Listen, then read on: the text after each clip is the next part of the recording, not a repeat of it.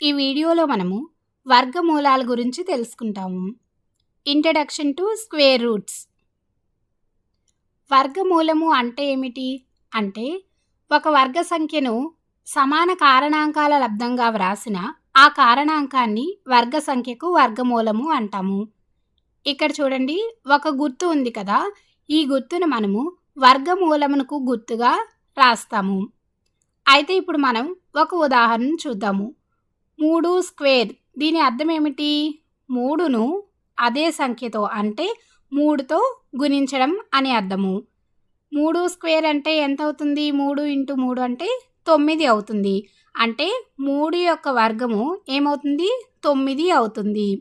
దీన్ని మనం ఏ విధంగా రాసుకోవచ్చు అంటే √9 ఈజ్ ఈక్వల్స్ టు 3గా మనం రాసుకోవచ్చు. ఇక్కడ ఏం జరుగుతుంది అంటే 9 యొక్క వర్గమూలము 3 అని మనం చెప్పచ్చు. అయితే ఇక్కడ 3 అనేది ఏ సంఖ్య? ధనపూర్ణ సంఖ్య. మరి రుణపూర్ణ సంఖ్యలకు కూడా మనం ఈ విధంగా రాయవచ్చా అంటే ఒకసారి మనం రుణపూర్ణ సంఖ్యను తీసుకుందాము. అంటే -3ని తీసుకుందాము. మరి -3 హోల్ స్క్వేర్. దీని అర్థం ఏమిటి? -3ను -3తో గుణించాలి. అప్పుడేమవుతుంది? -3 ఇంటూ -3 అంటే +9 అవుతుంది. అప్పుడు మనం దీన్ని ఏమని రాసుకోవచ్చు? -√9 whole square is equals to -3 స్క్వేర్గా రాసుకోవచ్చు.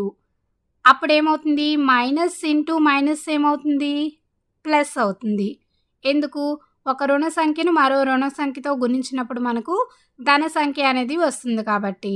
అప్పుడు మైనస్ ఇంటూ మైనస్ అంటే ప్లస్ అవుతుంది. స్క్వేర్ రూట్ మరియు స్క్వేర్ క్యాన్సిల్ అయ్యి మనకు ఏం మిగులుతుంది? 9 వస్తుంది. ఇటువైపు కూడా మనకు -3 ఇంటూ -3 అంటే ఏమవుతుంది? +9 అవుతుంది. కాబట్టి రుణ సంఖ్యలను కూడా మనం ఈ విధంగా రాసుకోవచ్చు. అయితే ఇప్పుడు మనం మరో ఉదాహరణ చూద్దాము. 4 స్క్వేర్. దీని అర్థం ఏమిటి? 4ను అదే సంఖ్యతో అంటే 4తో గుణించాలి. దీన్ని మనం 4 స్క్వేర్గా రాసుకోవచ్చు. 4 స్క్వేర్ ఏమవుతుంది? 16 అవుతుంది. అంటే 4 యొక్క వర్గము 16 అవుతుంది. ఇప్పుడు దీన్ని ఏ విధంగా రాసుకోవచ్చు? √16 ఈజ్ ఈక్వల్స్ టు దీన్ని మనం 4గా రాసుకోవచ్చు. అంటే ఇక్కడ 16 యొక్క వర్గమూలం ఏమవుతుంది? 4 అవుతుంది అని మనం చెప్పచ్చు. ఇప్పుడు మరో ఉదాహరణ చూద్దాం. 5 స్క్వేర్. 5 స్క్వేర్ అంటే ఏంటి? 5ను 5తో గుణించడము అని అర్థము. 5ను 5తో గుణిస్తే మనకి ఏ సంఖ్య వస్తుంది? 25 వస్తుంది. ఇక్కడ √25ను మనము √25 ఈజ్ ఈక్వల్స్ టు 5గా రాసుకోవచ్చు.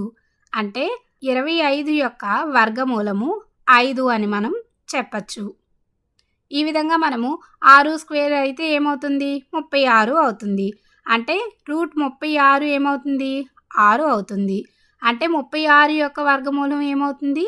6 అవుతుంది అని మనం చెప్పచ్చు. అయితే ఇప్పుడు మనం ఒక ఉదాహరణ చూద్దాం.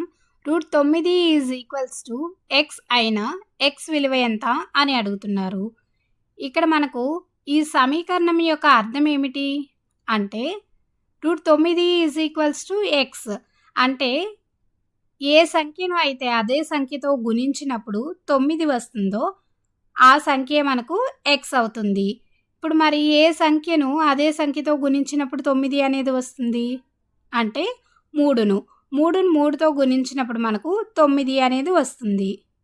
కాబట్టి ఇక్కడ x ఈజ్ ఈక్వల్స్ టు 3 అని మనం చెప్పచ్చు.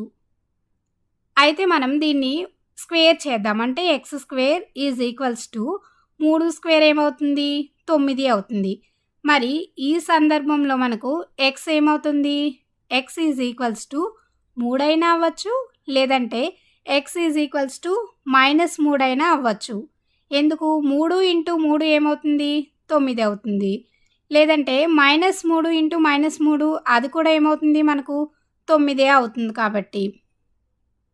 కానీ మనకు ప్రశ్నలో ఏమిచ్చారు? √9 ఈజ్ ఈక్వల్స్ టు x అంటున్నారు. ఒకవేళ మనకు +or - √9 is equals to X ఈ విధంగా ఇచ్చినట్లయితే అప్పుడు మనకు ఎక్స్ ఏమవుతుంది? ఎక్స్ ఈజ్ ఈక్వల్స్ టు 3 అయినా అవ్వచ్చు, లేదంటే ఎక్స్ ఈజ్ ఈక్వల్స్ టు -3 అయినా అవ్వచ్చు.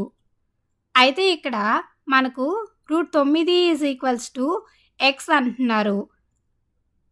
సాధారణంగా గణితంలో మనము స్క్వేర్ రూట్ అంటే వర్గమూలం యొక్క గుర్తును వాడినప్పుడు కేవలము ధన వర్గమూలాన్ని మాత్రమే తీసుకుంటాము. అంటే ధన సంఖ్యను మాత్రమే తీసుకుంటాము. ఇక్కడ ధన వర్గమూలం ఏమవుతుంది? +3 అవుతుంది. కాబట్టి మనము ధన వర్గమూలాన్ని ఏమంటాము అంటే ప్రధాన వర్గమూలము అంటాము. కాబట్టి √9 ఈజ్ ఈక్వల్స్ టు మనకు 3 అవుతుంది అని మనం చెప్పచ్చు.